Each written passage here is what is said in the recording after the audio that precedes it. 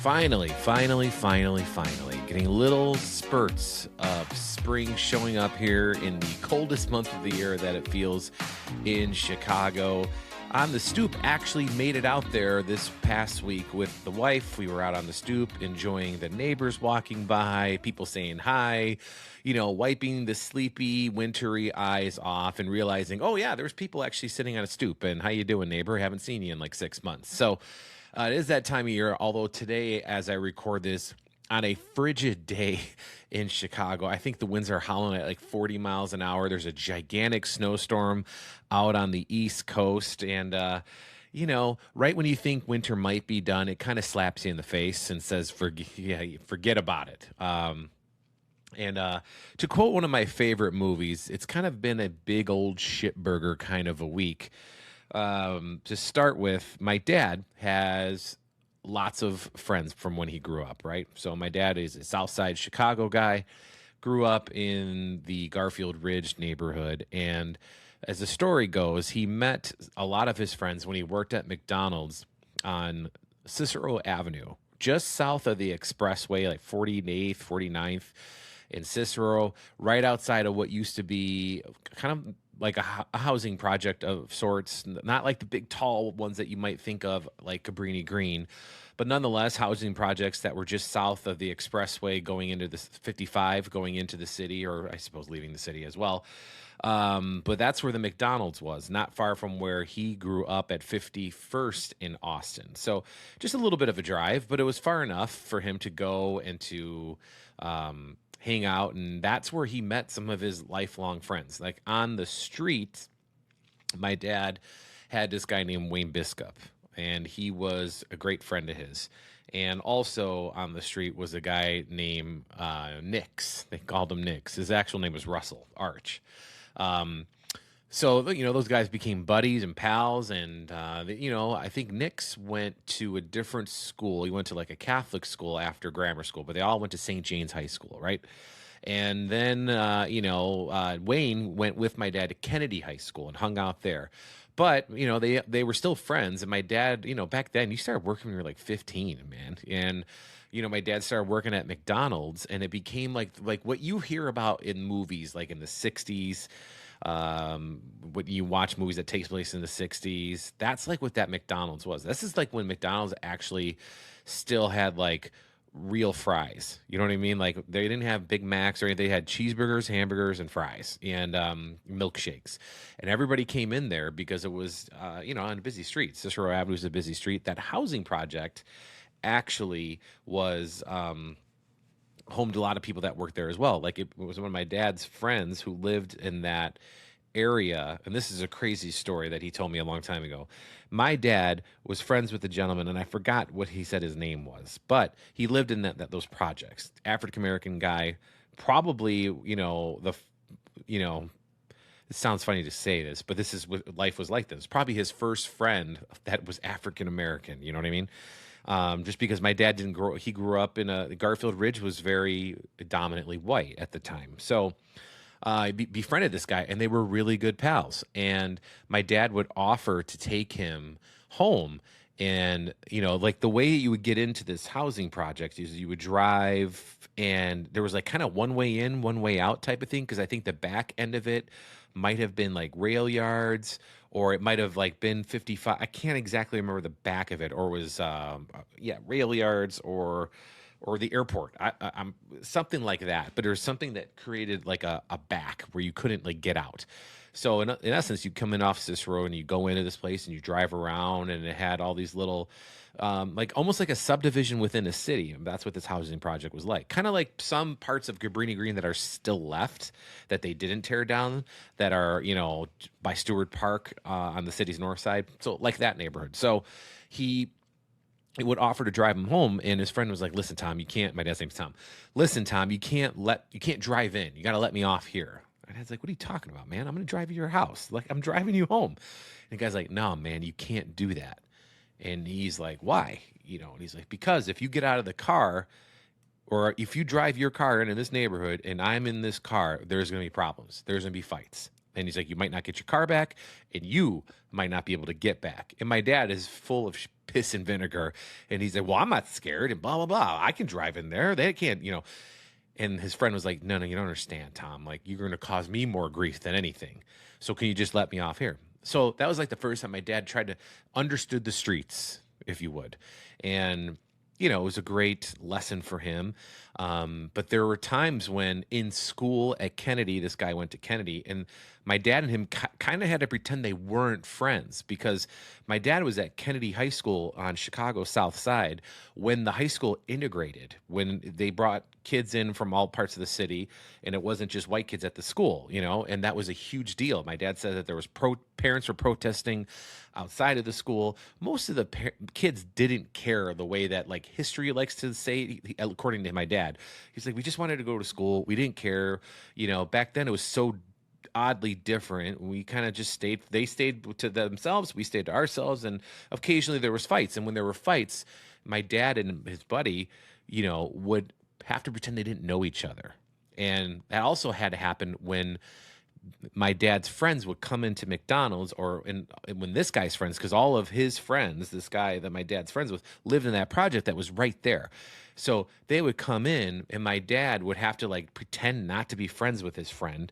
But my dad, also being the the charming guy that he is, when he chooses to be charming, is, you know, he would, you know, offers them, you know, like free food. I mean, that's what you do when you work at a restaurant. You offer your pals free food.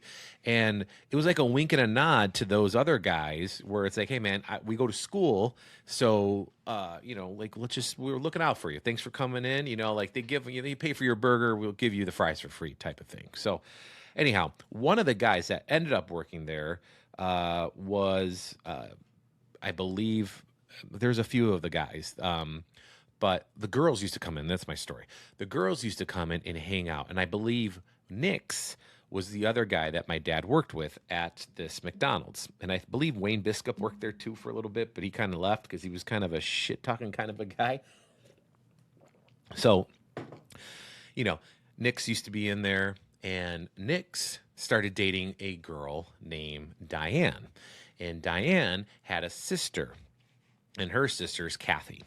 And Kathy was friends or was going out with and was sweet on at this time. So I might be, you know, screwing up the story just a tad just with the timing, but the facts are true.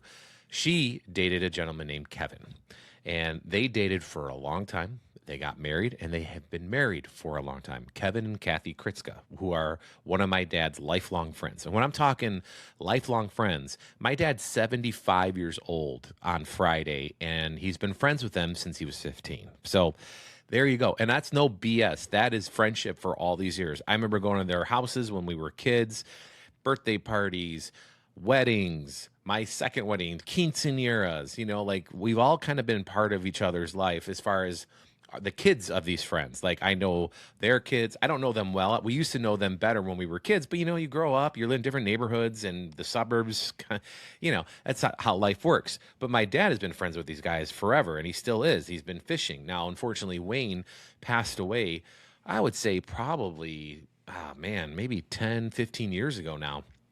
Wayne passed away from cancer.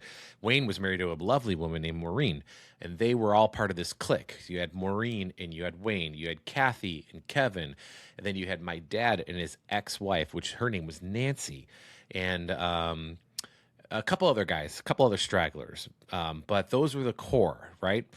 And last week, Kevin Kritzka lost his life, and he was an engineer, worked at the Tribune Tower, because I used to work at the Tribune Tower back in the day when I worked at WGN, and I knew he was there. So it was like this common thing. You know, I saw him maybe once or twice when I was at WGN. He was a building engineer. He kept the lights on. He kept the place from falling apart. And let me tell you, a building that was built in the 1920s had 1920s operating software, if you will, when it came to the building. It was old, but it ran well, and Kevin ran it because he knew what he was doing, and that was his job. And Kevin over the years has had, surgeries and things like whatnot. But they've always traveled. He loved his muscle car. I remember when he retired, he had like this beautiful Dodge Challenger, and it was just a gorgeous car, right? And he would drive it around. He got in an accident, I think. It kind of made him hesitant about the car. But him and Kathy would travel. They would go out to eat. They invite my mom and dad out to eat. They were in bowling leagues. And his health declined. He was with a walker, and but they were still doing their thing. Like my dad tells a story that they went fishing like 2 years ago, right? They go to this place that my parents have. It's a camper in Coal City, Lake Point Club or Lake Point Club, I believe it's called. And they would go fishing, and Kevin fell in the lake. My dad so my dad doesn't have a cane. Kevin had a cane. Nick's, I think, should have a cane, but didn't, but they couldn't walk really well. But Kevin like kind of just fell in going after a fish, and he was kind of floating out in the water. My dad had to go get him and swim him back into shore. And their friends and my family, immediate family, we use the term "that guy's a deep" or "what a total deep." These are the deep originators, right? So this guy's like, he had a deep attack. He's falling in the water. We had to go get him, pull him out, and then they kept on fishing, soaking wet, whatever. Kevin, that they did that to this day. They went fishing, the three of them. My dad, not all the time, because my dad has all these projects that he likes to help people with, like myself and my brothers and my family members. He puts in fans, he puts in lights. My dad's like a handyman. He can fix your furnace. I'll give you his number if you need it. And we heard that Kevin had a spinal stroke. I've never heard of a spinal stroke in my entire life, but apparently it's a thing, and it's devastating. A spinal stroke is what it sounds like. It's a stroke of the spine, and it basically left him paralyzed, but weird paralyzed, because he can feel everything. So he can feel his arms and legs and face, but he couldn't move any of them, and he couldn't really talk, and he couldn't breathe on his own. And they made the really tough decision, because Kevin was like, this isn't for me. Like, Kevin's a South Side guy, like, I can't do this like this. I'm not going to be a vegetable.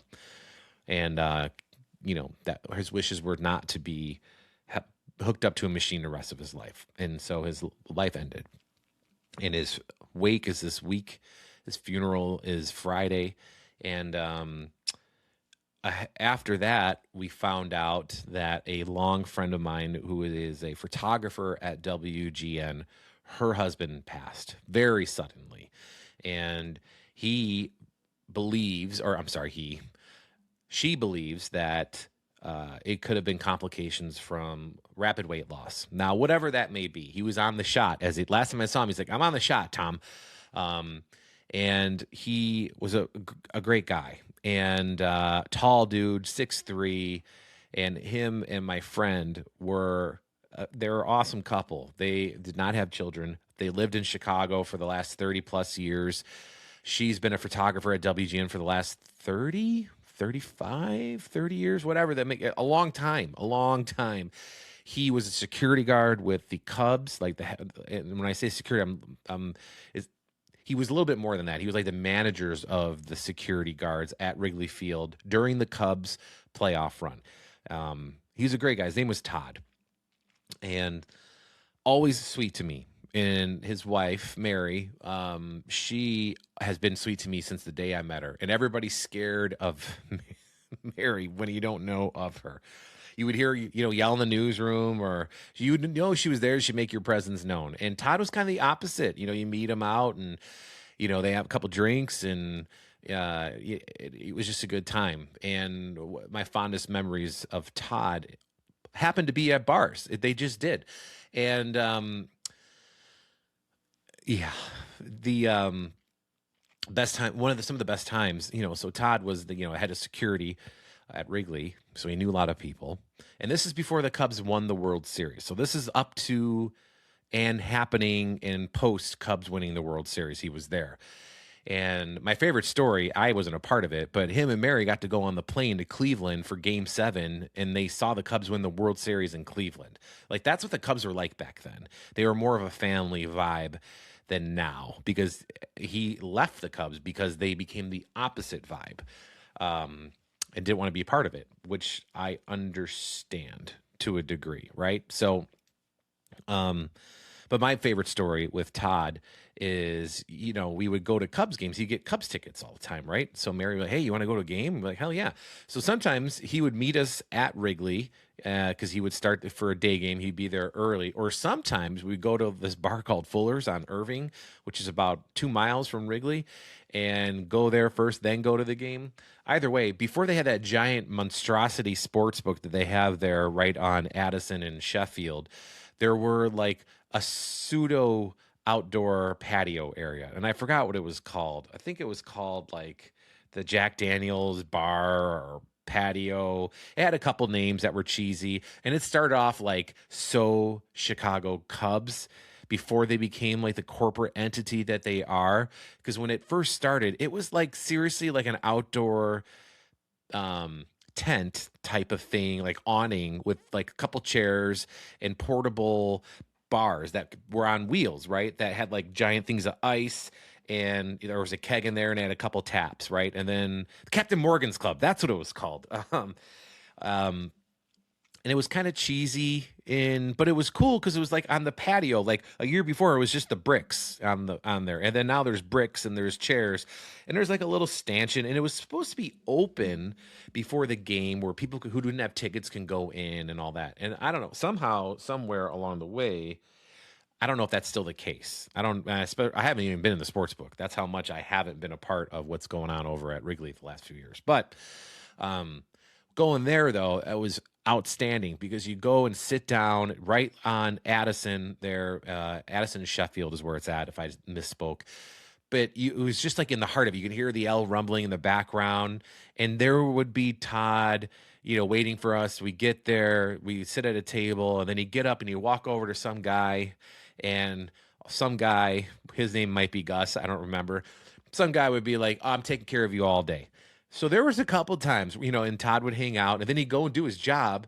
And then after the job would be done, you go back. And sometimes we'd still be there. Sometimes we never even went into the game. We'd go and sit there in the Captain Morgan Club and drink because they had some kind of TVs. But again, this was very primitive to what it is now. I mean, there was like a TV in the corner with like a tear in the roof, and the sun was on like the one part of the screen that you couldn't tell who was batting. It was like that kind of a thing. But it was awesome. It was so Chicago. That's the best way I can describe it. It was so like rogue, like, it's good enough to Chicago. And that's what Wrigleyville was like before what it is now. It was very, it's good enough. It gets the job done. And I mean this with all due respect, similar to what it's like kind of going to Comiskey to this day. Kind of like that vibe, right? So, we go there, we have a good time, we laugh our ass off, and there would just be like, first it'd be like Mary and I, then Mary and I and a couple other people from the old number 9. Then it'd be a couple people that they knew. And then before you knew it, we're drinking with like 14 people, 15 people that we didn't even know. And we all drank for free, man, and it was great. And it was this wonderful, magical Friday, you know, 3:10 start time games at Wrigley, or 1:20 start times at Wrigley, whatever it was. And it was magic, man. It was just magic. Get the nachos. And I'm talking drinking, man. I'm not talking just having some beers. We were having vodka sodas. That was like the drink for Mary and I, for sure. And we put them away pretty quick because it was hot on those summer days, but the cups were this big, what I mean? They were like half a shot and mostly water. But it was a lot of fun. It was a lot of fun. And Todd provided a lot of those memories for myself. My most favorite memory in my life has to do with Todd. And it was because Todd was working during the 2016 season, as I mentioned, and he had tickets for the National League Championship Series Game 6 against the Dodgers at Wrigley Field. Crazy story. And the reason why I'm saying all this is because even with Kritzka, he passed, and Todd passed, this weekend, which unfortunately was awful. I don't even know if I actually even said that yet, because I'm still kind of dealing with it as I'm saying it out loud.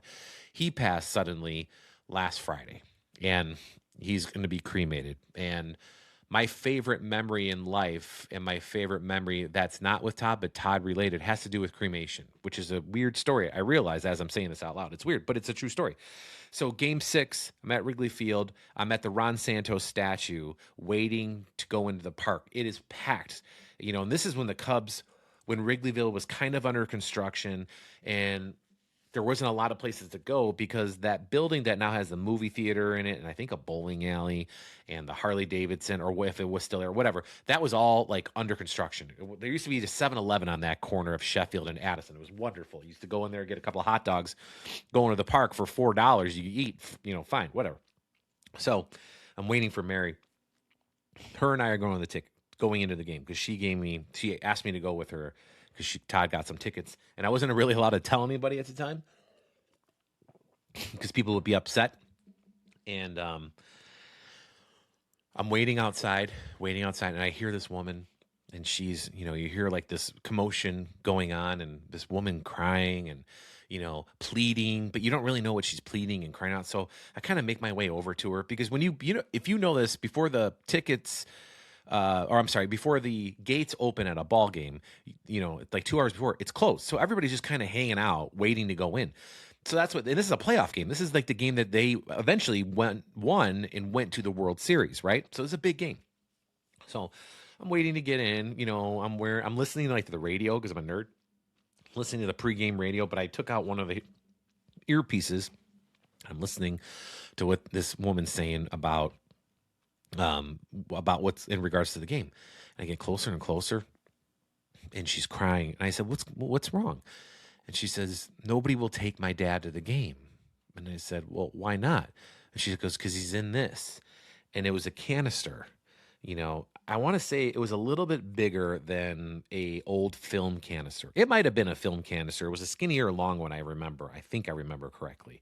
But it was a canister. Plastic canister. It had a lid that's connected to the canister. Plastic, but you pop it off, and, it's good to go, right? And I said, what do you mean nobody wants to take you in? She's like, "Well, we don't have tickets. My dad was the biggest Cubs fan. It would have been his dream to be at Wrigley Field today to see the Cubs win the World Series." And they haven't. There was no guarantee, right? And I looked at her and I said, "Well, do you want me to bring him in? I'm going to the game." She's like, "You are?" I said, "Yeah, I'm going to the game. I'm sitting in the right field bleachers." I said, "What's your dad's name?" And she says, "Frank." And I said, "Okay, I'll take Frank into the game." And she's like, "You will?" And I said, "Of course I will. Like, I am a lifelong Cubs fan. My grandfather, who never saw the Cubs go to the World Series, because the last time they went, he was in the war, never got to see them in the World Series when he lived in Chicago. So I understand. I will take your dad into the game." And she's like, "Oh my gosh, thank you." And I walk away from her. I'm like, "Oh, wait." I go, "Wait, what's your name?" And I forgot her name. But, so what's your dad's name? And she says, "Frank."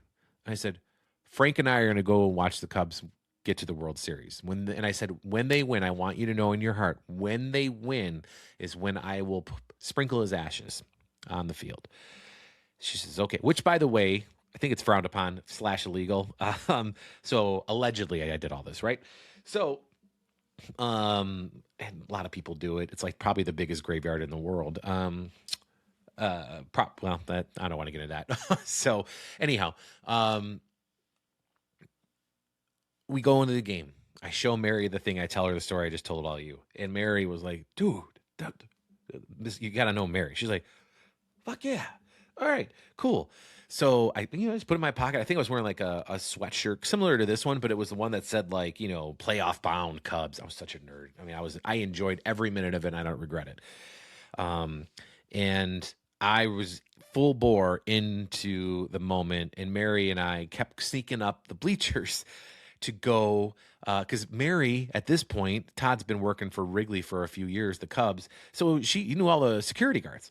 So he knew a guy where they were hooking us up. I don't remember if they were completely free, but they were hooking us up, and Mary was tipping heavy, and they were pouring heavy. And Mary and I were having vodka sodas, and we were probably having one an inning. So that's probably being generous because it was a celebration, but one an inning. So 9 vodka, and this is like big drinks, because this is in the bleachers at Wrigley. So we're doing our vodka sodas and pounding them, and I remember it gets to the top of the 9th inning, and Mary and I are feeling pretty good, right? And She's like, "Oh, you got to remember to bring about Frank." And I was like, "Oh, right, Frank." So I was like, "Yeah." So Frank's out, ready to go. They get one out in the inning, and somehow the Dodgers get a runner on. And I remember I looked at Mayor and I said, "They're going to hit into a double play, and we're going to win this thing, Mayor." Like I just knew they were. So I took Frank, right, and he's in my container, and I popped it open, and I'm holding him like this because what I want to do is when they win, I'm going to throw it, right? So I'm holding Frank and we're watching the game. We're like, oh my God. And oh my God. And all I remember is Addison Russell turning the double play. And I remember Rizzo catching it. And then the explosion of noise and vibrations, like just, was intense. But when they won, I remember I looked at Mayor and I was like, they won. And I was like, oh my God. And then you look, and then all you see is beer and any kind of other drink in the world flying everywhere, all over, soaked. And then I had Frank. I was like, oh, I gotta remember Frank. So I chucked Frank, right? And it's not that heavy, but I was like 3 rows up from like the main 5 rows maybe from the rail, and I saw Frank's canister go out to the field. Nothing came out of it. I'm like, oh crap, did I dump it out behind me? Then I saw it turn and the wind caught it. I swear I'm not making this up. The wind caught it and it just went, and it was just like this haze over where Jason Hayward just was, right? I think that they ran to like parts of center field, like Hayward ran to center field with Dexter, and they were celebrating, and you see the ash kind of just fall, and there's more beer. And I just remember going, I did that, and then I hugged Mary, and we took pictures. And I get this reminder every year on October, whatever the date was, because there's a picture of Mary and I like this, and we look like we have ran 40 miles. And it wasn't necessarily because we were drunk. It was more of the anxiety and the pressure that moment was up to that point in the ballpark.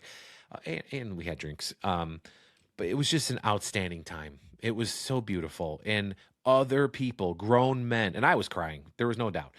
Other grown men, and I'm talking grown men, nerd looking guys, grown men, douchebag looking guys, grown men, old men, grown men, young men, grown men, uh, golf wearing polo looking. I mean, all sorts of guys, all crying, all can't believe what they just witnessed. It says like World Series on the thing. The celebrating continues. And that moment would not have been possible if it weren't for Todd. And I will never, ever, ever forget it.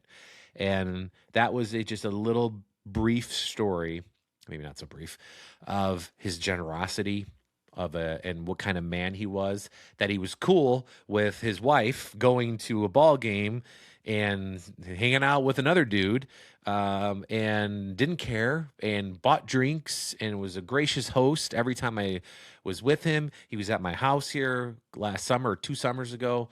And I just really enjoyed his company, and it was a real blow that he was taken so soon from Mary, because there's some things aren't fair. I know death isn't fair. It's inevitable, but man, oh man, death's timing does suck sometimes. And Todd was just getting himself healthy. He's a bigger guy. He was 6'3", big dude, but he was on the shot, as he said, the Ozempic, and was getting himself into shape, and his gallbladder burst, and who knows why. I can go on. That could be a whole other podcast, but I'm not going to go there. I don't want to. I just want this to be about Todd and, Iowa boy, and proud to be an Iowa boy, love Chicago, but I think they were looking forward to going back to Iowa.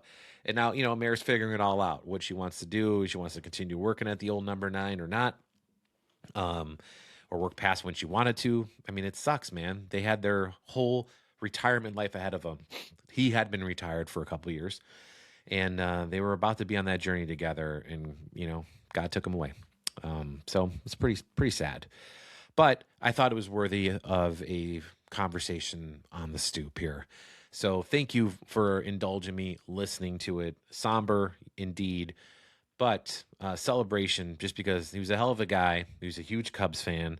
You know it by being in their house that he was a huge Cubs fan. I can just say that. And yeah, well, I'm going to miss him. But that story, I'll never forget as long as I live. So that is the Front Stoop. I will be back next week, hopefully, and subscribe. I also got Stories from the 78. Be sure to hop over there if you're listening to this on Spotify or wherever. Go to the website, storiesfromthe78.com, or the YouTube page, Stories from the 78. You can see the 1,000+ stories that I've done in my career about great Chicagoans like Todd. So with that, I'll see you guys later. Take care.